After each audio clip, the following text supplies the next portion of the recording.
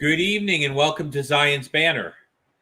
Um, I think our broadcast will go better today. We're going to continue in Leviticus. Now, there was a positive response, at least from the poll, as far as Leviticus, and I thought I'd continue in with it.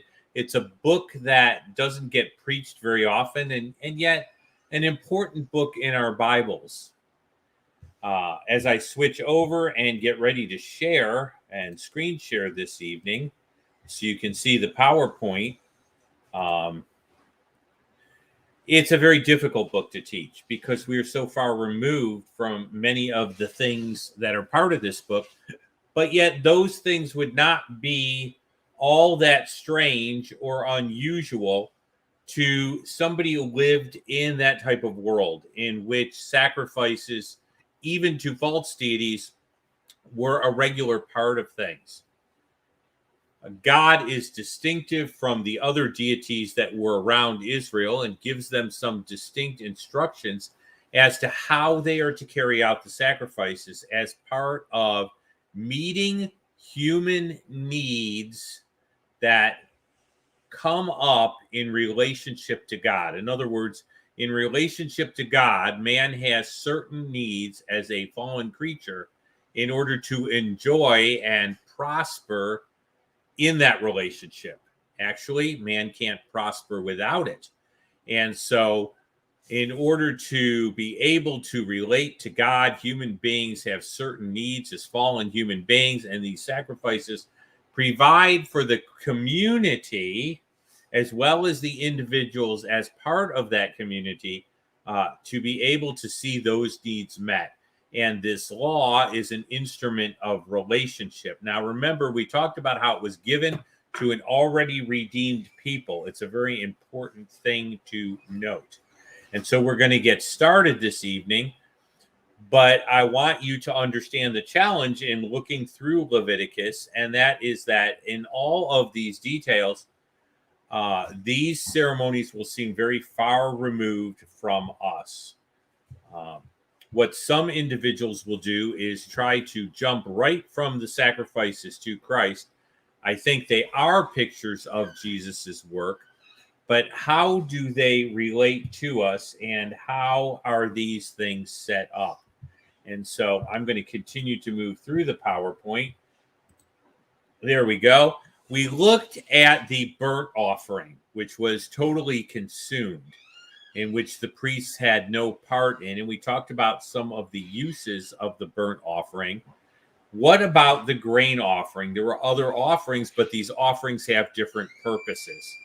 And so I'm going to show you some of that material via the outline, but probably also jumping back to Logos, because there's a neat tool in Logos that you can make use of. So let me click here. Interestingly enough, the word connected with this particular offering is the word mincha. We're going to talk about how that ended up working for the Jewish people and what that ended up meaning to them, because that term takes on a specific meaning for Jewish people for a specific reason. And so we see that the word was commonly used for what may be expressions of reverence or homage or gratitude or allegiance. And we're going to see how this ends up playing out.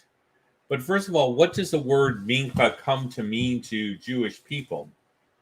Now, I thought maybe our sister from down under would be able to join us tonight, but we'll see if that ends up happening or not. There's an incident with the grain offering that I want to take a few minutes to look at. Gideon is a man during the time when the Midianites are creating all sorts of trouble. And you're going to find him in the book of Judges. The book of Judges was a low time in Israel's history, and they would get in trouble. God would bring an enemy against them, humble them. They would turn to God. That enemy would be removed in connection with the judge, and then they would fall back into sin. And we see that entire cycle continue with leaders coming to the surface. We don't have a monarchy yet. And so Gideon went in and he prepared a young goat now and unleavened bread with an ephod of flour and meat he put in a basket, and he put the broth in the pot and brought them out to him. Now, him is the other person in the story under the terebinth tree, then presented them. Now, what's interesting is this individual is the angel of the Lord. He is giving an offering to an angel. Well, we don't worship angels. The angel of the Lord is deity, as he is going to exclaim as he becomes fully aware of it. Take the meat and the unleavened bread, lay them on the rock, pour out the broth, and he did so. And the angel of the Lord put out his staff that was in his hand, touched the meat and unleavened bread, and fire rose out of the rock and consumed them. And the angel of the Lord departed out of his sight in the flame of fire. Now, visitors just don't do that sort of thing. The angel of the Lord departed, and he perceives exactly correctly that the angel of the Lord is God. By the way, not a hologram or something of that nature. Remember that when we've looked at theophanies in terms of Jewish thought, sometimes the excuse is used that they're a temporary manifestation of God. And the problem is that we're not dealing with a holograph. We have to see a real person here. And this is an incident in which there's a grain offering. Now, the meat is not part of the grain offering, nor the broth, but you'll see the ephod of flour and the unleavened bread made from it, and that is the grain offering that is being offered. It is not according to the directions of a burnt offering. It isn't offered that way. And it's not offered through priestly means, interestingly enough. And shout out to Nate. He's working in the yard, and I thought last night he was just being able to enjoy a hammock and just stretching out. But it is great to see him here. Now, what's interesting is what happened in Jewish history. The temple got destroyed. There were 3 offerings a day associated with the temple. One of them uses the word mincha, which is the same word used in connection with this offering. And that's why I did this. So you can consider this your word study. The word of today is mincha, which has the idea of a gift. The afternoon offering became the afternoon prayer time. What ended up happening is when the temple was destroyed, prayer times that would have occurred at the time of the temple sacrifices were maintained, because one of the ideas that ended up being created at the Council of Yavne is the idea that prayer replaces the sacrificial system because the temple is destroyed. Now, God never said that without the shedding of blood there was any forgiveness of sin, but they were looking to create a system, having not accepted God's ultimate sacrifice for sin, which was Messiah. And in doing so, they thought that going over the prayers as if they had done them would be the same as doing them. In fact, that's what basically was said, is that reading about the sacrifices was the same as doing them. Well, that's like saying reading about loving my wife is the same as doing it. We've gone over it. That is not a legitimate way to look at it. The reason the temple was destroyed is because the greater thing had come. But what happened was the services, there we go. Shout out to Elizabeth. I was hoping you could join us. So we have Australia represented. Great. And just by word of praise, it looks like Elizabeth's channel is up and running, and some other things are working out in her life. Details to follow. And I've not forgotten about having Elizabeth on the show.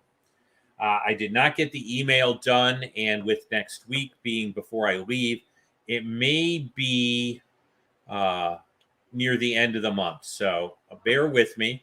I do plan to do that with Elizabeth. If I thought the email would work quick enough, I would do it at the end of this show.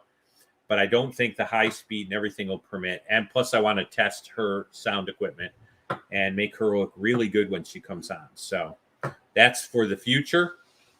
But hang in there. I haven't forgotten. I just had a bunch of other stuff come up. So the service times got associated with the sacrifices, particularly Mincha, and there are three. There's Shachrit. Now, Shachrit comes from the word for Shakar, which has the idea of mourning. And then you have Mincha, which is the idea of this word for gift, but it was associated with the grain offering.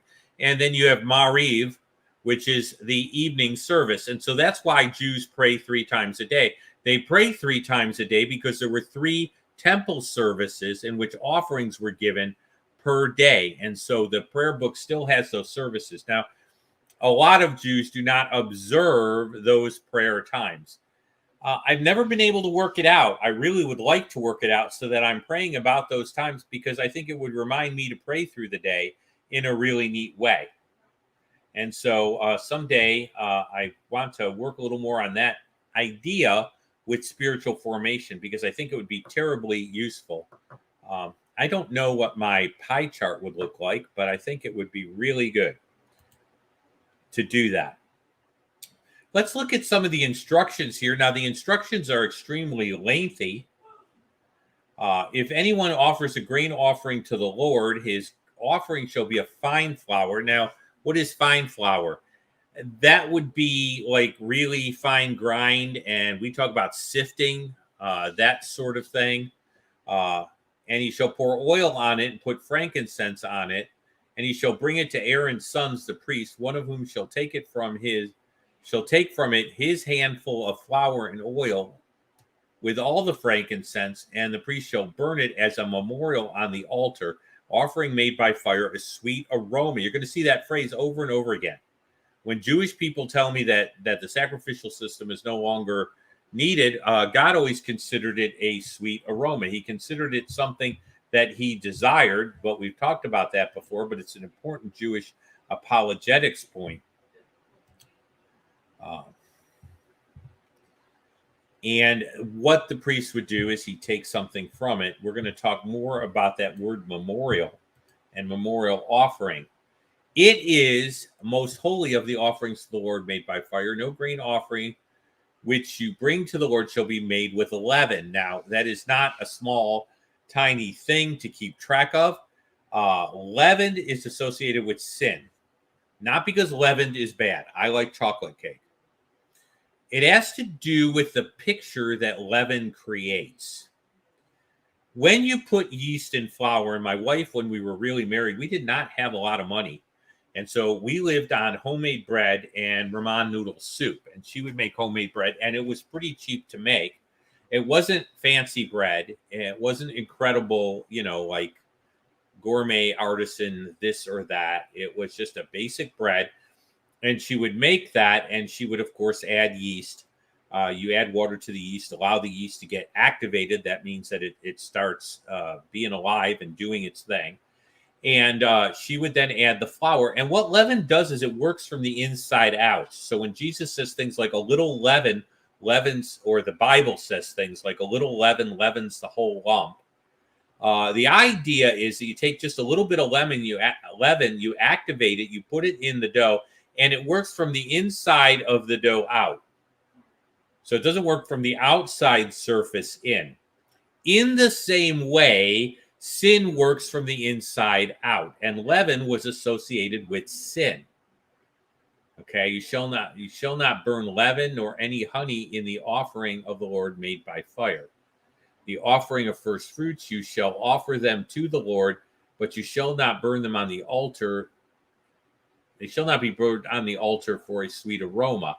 Every offering of your grain offerings you shall season with salt. That may sound a little strange.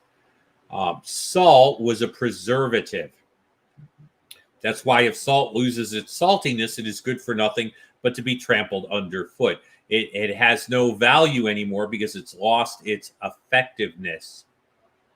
And it no longer does what it's supposed to do. And that which does not do what it's supposed to do is absolutely useless. And when we talk about Gehenna, at least as far as the Valley of Hinnom, which Jesus uses as a picture of,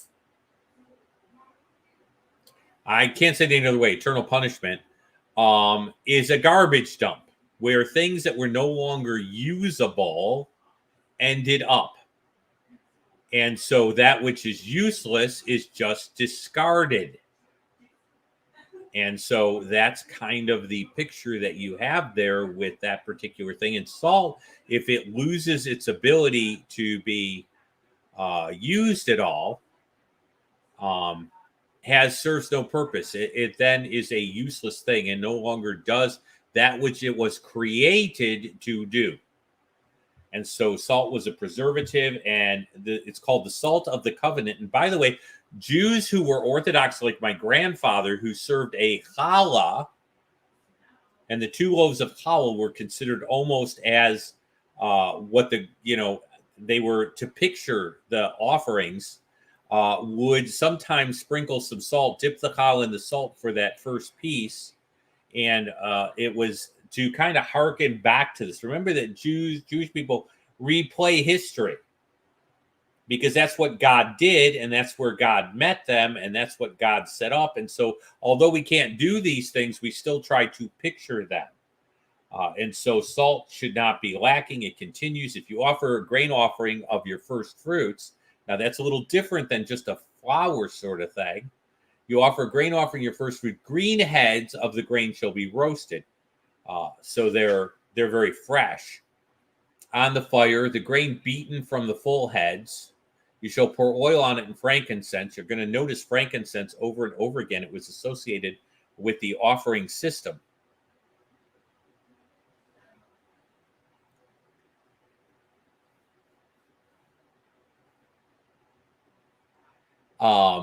Sorry, I caught a note. So Elizabeth was communicating with me, and I really appreciate it. Sometimes I love to read the comments.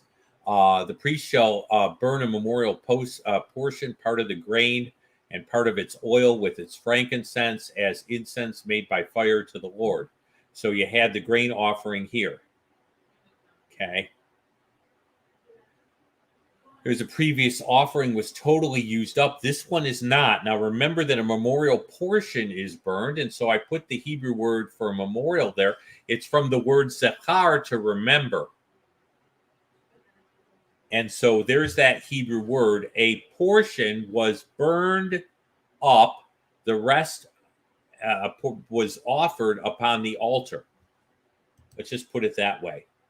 The rest, now notice, why do we need a memorial portion? Because unlike the burnt offering, the rest was partaken of by Aaron and his sons.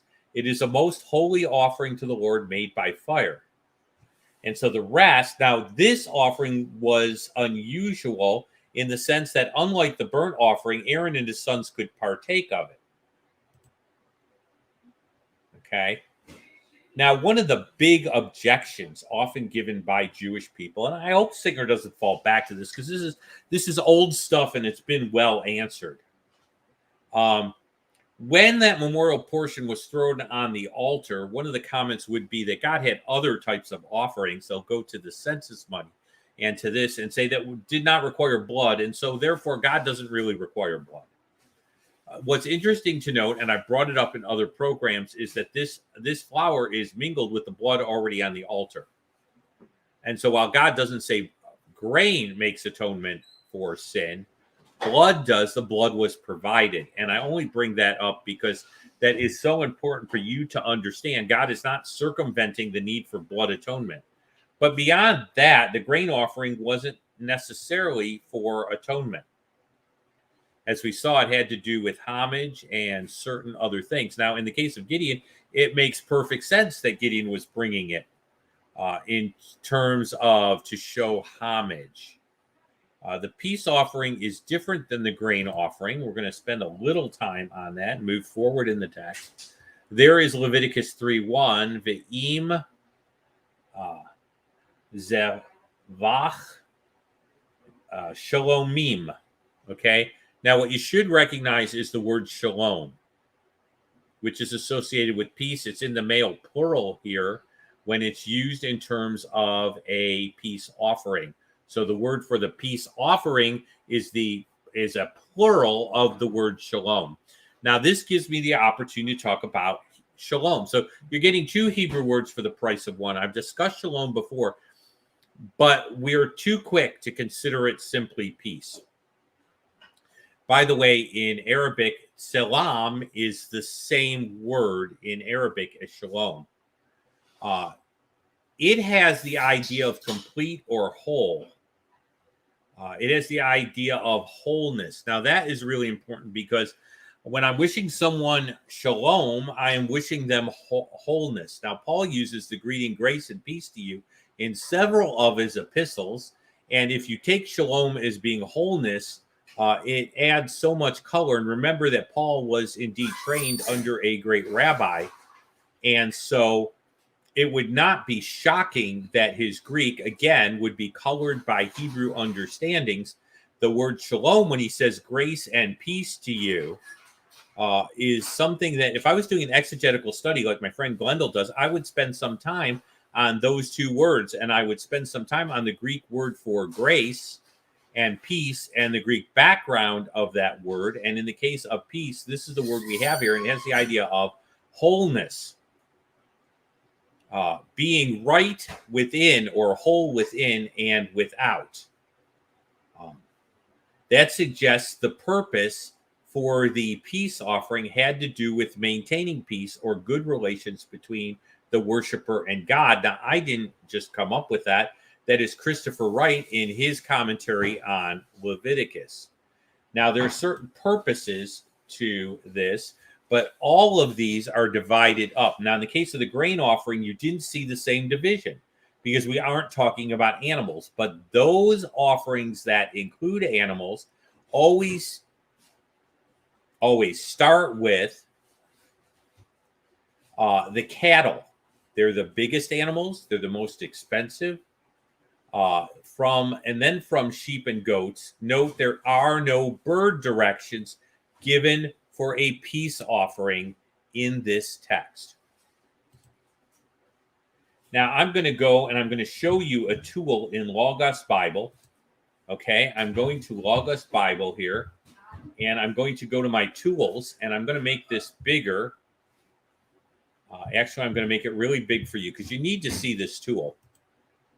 And, if you're looking for reasons, Logos is never going to probably give me a perk or anything for this, but I can go ahead to this section up here under tools.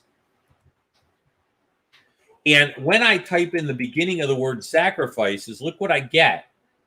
I get a complete chart set up that talks about the occasion for the sacrifices and also includes a Hebrew calendar. So if I click on that for you for just a second, I can bring this up.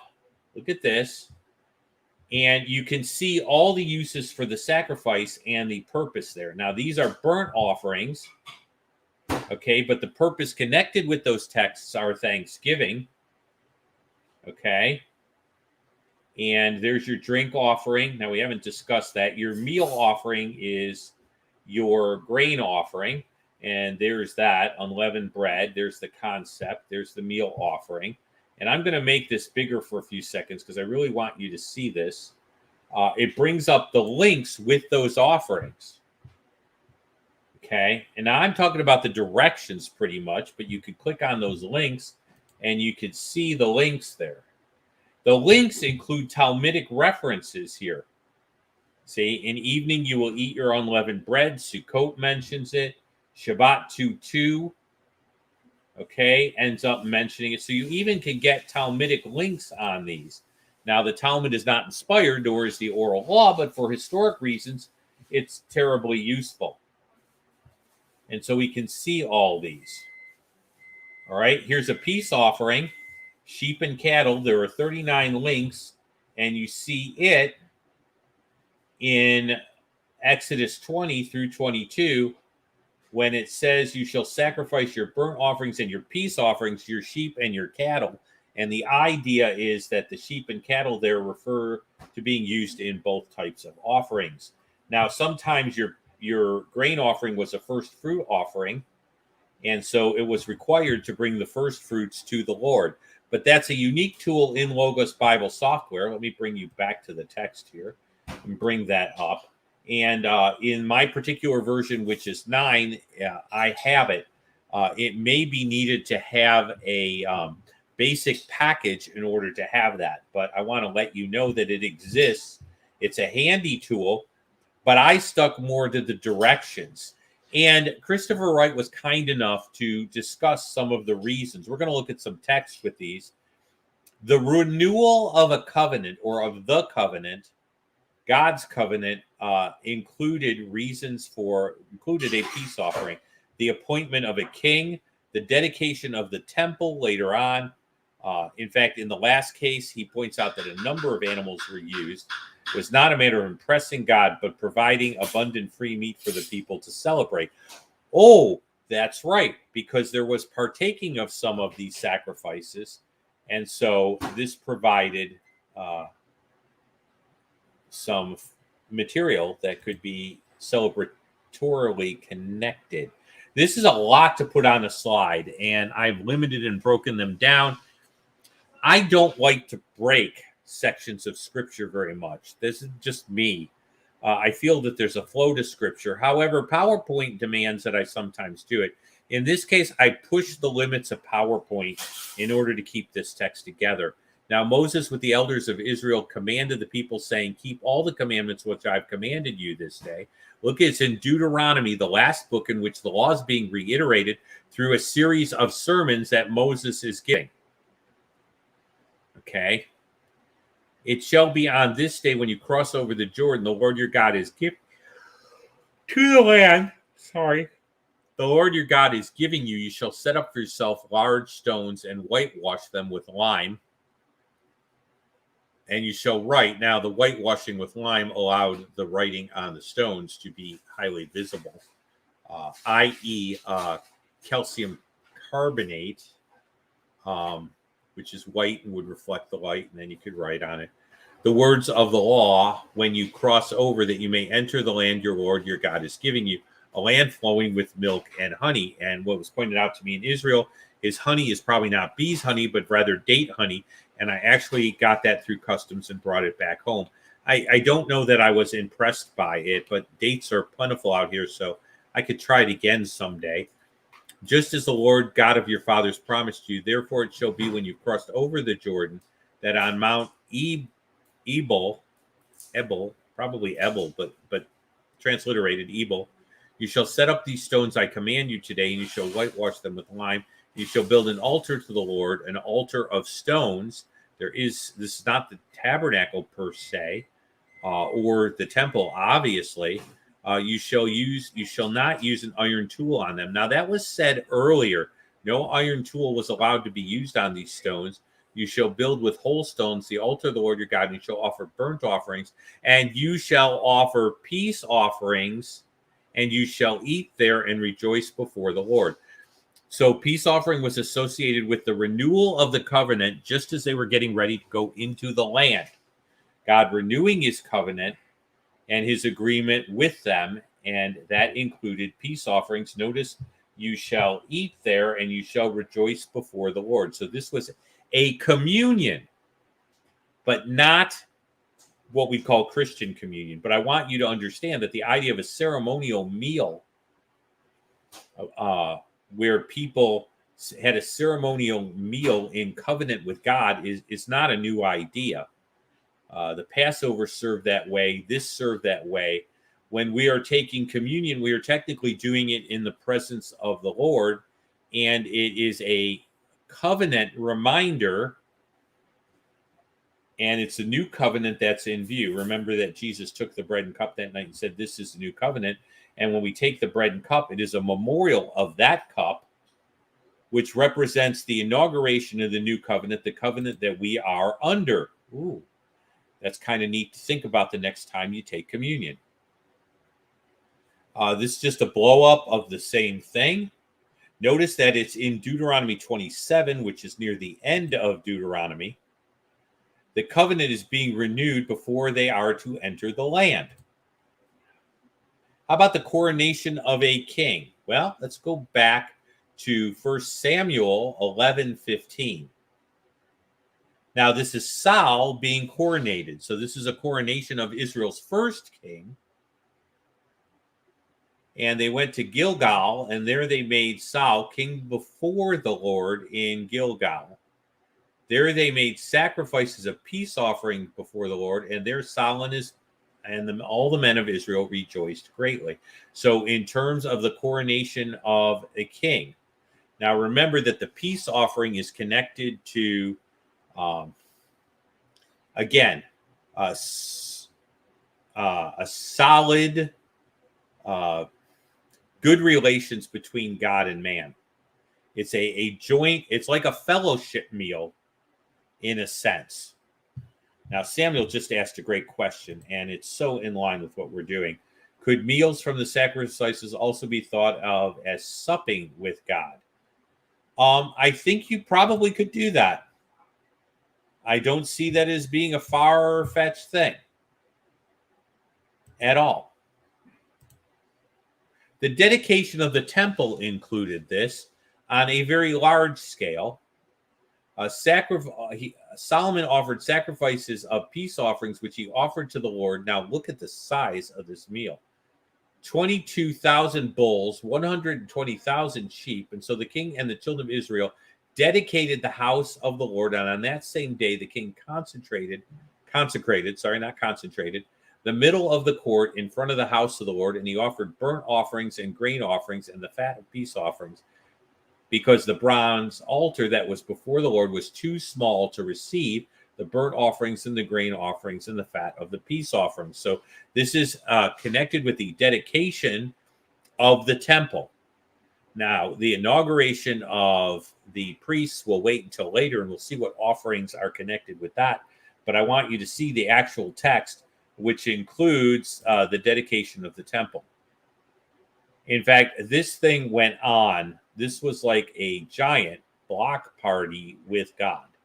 He held a feast in all Israel in the great assembly, the entrance from Hamath to the brook of Israel before the Lord, 7 days and 7 more days. That's 14. Okay. On the 8th day, he sent the people away. They blessed the king and went to their tents with a joyful heart. All the good that the Lord had done for his servant David and for Israel, his people. Now, the 8th day, well, did they go home and come back? That's probably not the indication of the text. It's broken down into 2 sevenths, and on the 8th day, after the second sevenths of days, see, Jews were already learning to do that, sort of counting in blocks of 7. We have them dismissing, things ending up and tying up. Now, this could, as a harmonious thing between God and people, could be offered, for a thank offering. Now, if that were true, it would be unleavened cakes mixed with oil, unleavened wafers anointed with oil, and cakes blended flour with oil. A lot of oil. The oil would have been olive oil, most likely. Now think about what grows there in the olive tree and the importance of the olive tree and the importance later on of the olive tree. And a shout out to Elizabeth for putting the Chosen People website up. The text for cattle is given. I know these are instructions that are large, and we don't do this sort of stuff today, but understand that God regulated worship. Now, you might say, why does God regulate worship? Well, there are a lot of reasons. One, we don't come to God any which way we choose. A lot of people think we can, but the other thing is, remember that there were pagans around them that offered sacrifices to their gods. God wanted to be very careful to regulate worship to prevent synchronism. You don't want them doing it the same way the Canaanites are doing it, or the way offerings to Dagon would be done. God regulated this to keep this from having spiritual elements that should not be there.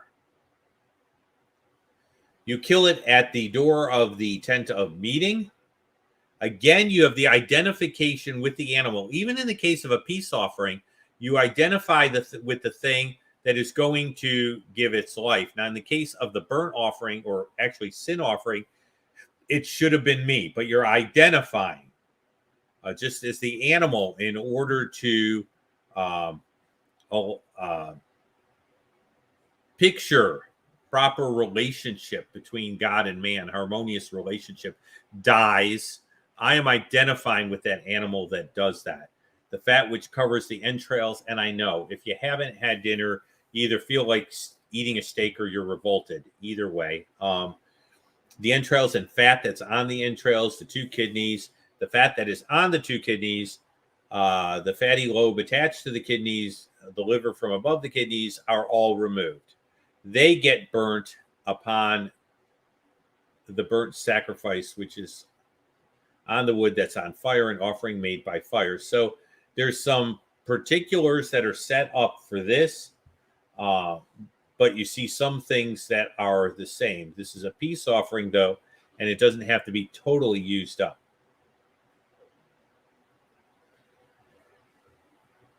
The blood is provided in the case of animals here, and I put some questions up by the animals themselves. You will see some parts of the procedure are the same when dealing with cattle, but some parts are different. Text for cattle and sheep. Let's go to that text for cattle and sheep and see what's different and what's the same. Oh, sorry about that, folks. Let me go back here, and it jumped here. So I asked good questions but got no answers. Are there any real differences? Let me go to from current slide. Yay. So let's go back to Logos and take a look at these and see if there are any real differences here. Logos will allow me to do that. I'll bring that up. I will close the chart with the instructions here because I don't need that right now. And I don't need Matthew right now. So let's go there. Okay.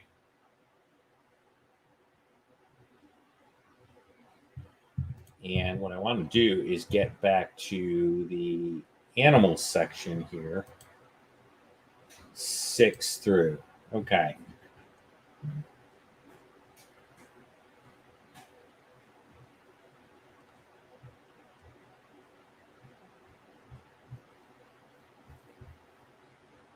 Okay, there's where we go.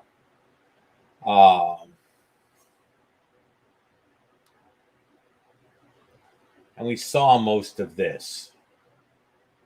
So I was just referring back to it. If it's a goat, he'll offer it before the Lord. He still lays his hands on the goat. I cannot make this any bigger. After 200%, you are lost. So if the offering is a goat, he shall offer the goat before the Lord. He shall lay his hand on the head of the goat and kill it before the tabernacle of meeting. And the sons of Aaron shall sprinkle the blood around the altar. Then he shall offer it with his offering, an offering made by fire. The fat that covers the entrails and the fat around the entrails and the two kidneys and the fat that is above the kidneys and the fatty lobe connected to the liver all gets burned up as a sweet aroma. So you see the procedure is much the same. But you also see that the blood has to be sprinkled around the altar.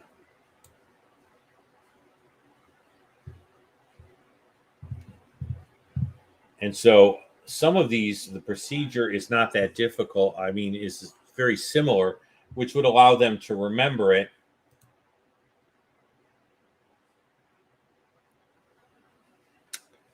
But this leads us to another thing. The commandment against eating blood is directly tied to the sacrificial system. Now, if you hear the objections by Rabbi Tovia Singer, he would say that the kosher laws not allowing the eating of blood in Leviticus 11 was simply the not eating of blood in Leviticus 11 was simply connected to the kosher laws. In other words, he would argue that the disallowing for the eating of blood in the kosher laws was only because of the kosher laws, not because of the sacrificial system. In other words, what he says is the non-eating of blood here is not sacrificial at all. Okay, let me go to Leviticus 17 and try to make this clearer for you. It's not clear to me Okay. Because I think it's ridiculous. Okay. He points out that you're not supposed to eat blood. It's not kosher. Then you have the blood making atonement for your soul. And he says, well, look, since the surrounding text is about not eating blood, obviously, God is not saying that blood makes atonement. He's just commenting on blood in terms of not eating it. In other words, this is all dietary. The commandment that blood makes atonement is not because blood actually provides forgiveness of sin or blood is connected to forgiveness of sin. It's not connected to forgiveness of sin at all. We don't need blood atonement. It's not connected to forgiveness of sin or atonement at all. We don't need blood atonement. Blood is not connected to atonement, is what he's saying. It's connected to the food laws. Eats blood. See, blood is not connected to atonement. We don't need blood atonement. We never did. Christians are misusing the verse by taking it out of context. That's what he's essentially saying. And he's doing it on the basis of this. Well, one of the things that he's ignoring is right here. The section about eating blood is connected to the sacrificial system in Leviticus 3:17. Now, where did I get that idea from? Because we go back to Leviticus 3. And see, it's the exact opposite of what he's saying. It is not that we don't need blood atonement at all, and that the shedding of blood is not connected to atonement, so we don't need blood atonement, which is what he's saying. He's saying it's simply dietary. There's no need for blood atonement. Blood is not connected to atonement. It's simply dietary. I'm saying, look at this verse here. It's in the midst of the sacrificial system, and it's the other way around. Okay, it's the other way around. The dietary rule is there because blood is connected with atonement. It is not that blood isn't connected to atonement because it's dietary.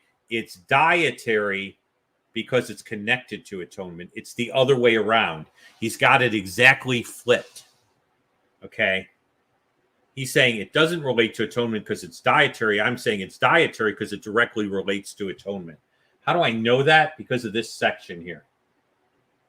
These are the instructions for an offering. Okay, these are the instructions of the offering.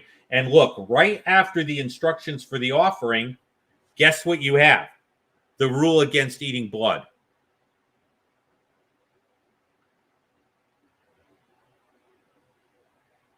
Now, to help you out, and I'm not trying to enforce anything on you, the reason this was an issue in Acts 15 is that Jews wouldn't eat food that was strangled because of this.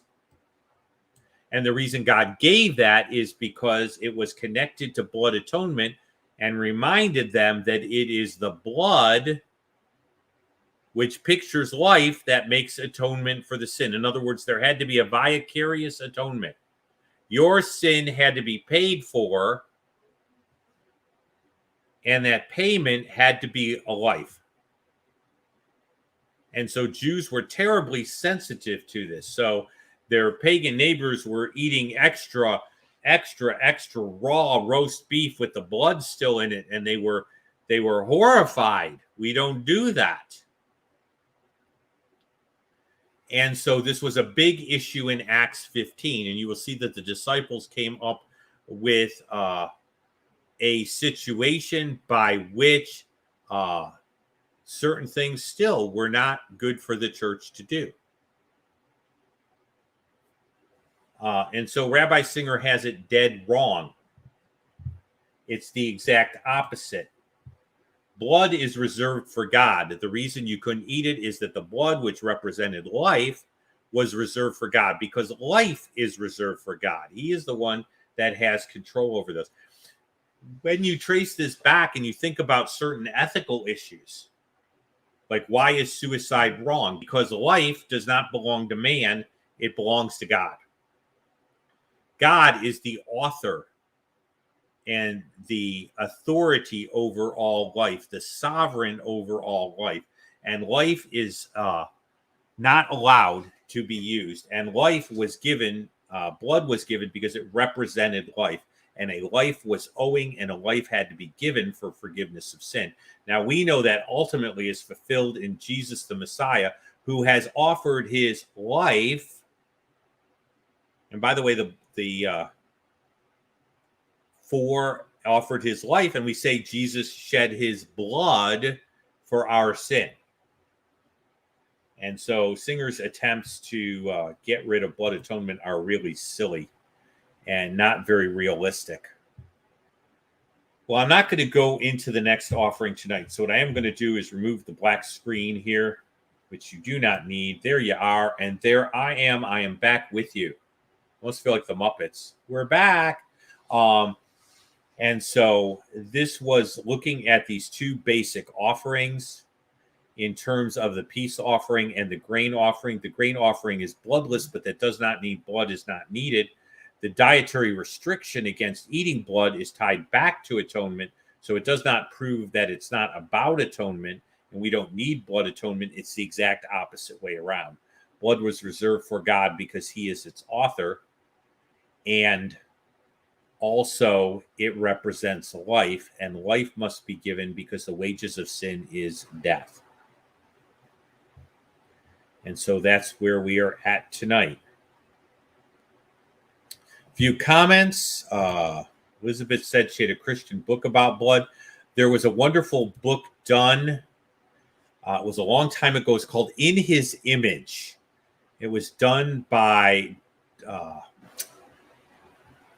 Dr. Brandt and another Christian author. It really was early in my Christian reading. And it talked about how the very way we're constructed points back to God. And there was a whole chapter on blood. There was a chapter on pain. There was a chapter on blood. Let me see if I can do something unheard of in the history of humankind. I'm going to try to pull this. I'm going to try to pull this over. Thank you, Google. I'm going to go here and I'm going to type in His Image and pull this up. It's a really, really cool book.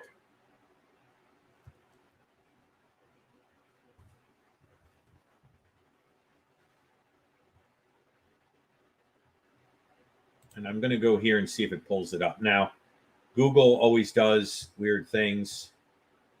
Here it is, Paul Brandt and Philip Yancey. It is an incredible book. It's available.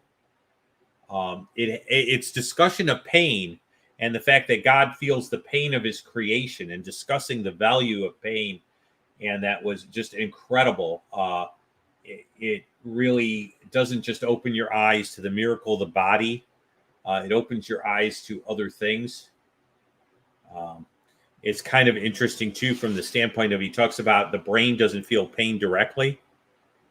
And so that was really interesting. I may be able to get you the URL and put that in there. If you want some good reading, I should go back and read it. It's just really, really good. Very thought-provoking and kind of devotionally thought-provoking while being theologically thought-provoking. I don't know if that will work. That may not work, but if you hit that, I kind of wish they had a link thing here, you know, where you could just make a Q code or something out of it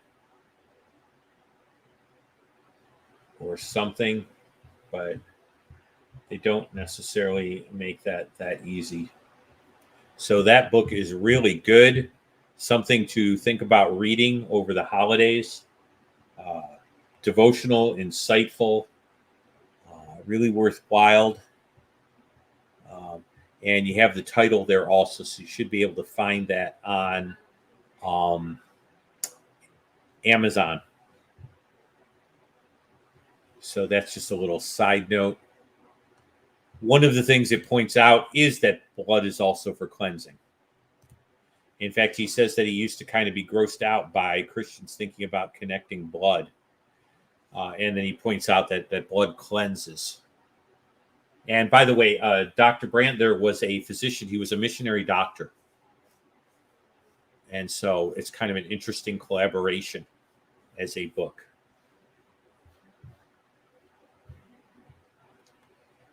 All right. Well, Elizabeth, if you can bear with me, we should be able either to get you in pre-Idaho or post-Idaho, which would be the beginning of November or the 3 or 4 days I'm home the last week of October. Sorry about not doing that before. And I'm going to start thinking about dinner because that's kind of what's on my mind. I thank all of you who showed up. Samuel, it was great to have you with us. I know you can't do it all the time. And his comment is correct, but I wanted to give an exegetical basis for it, even within the texts that we were dealing with. So, and I'm seeing if there's anything else. Glad Nate could join us. I hope he gets all his lawn work done. And I'm going to go ahead and I can wave tonight because I don't have a screen up other than that. And Erev Tov.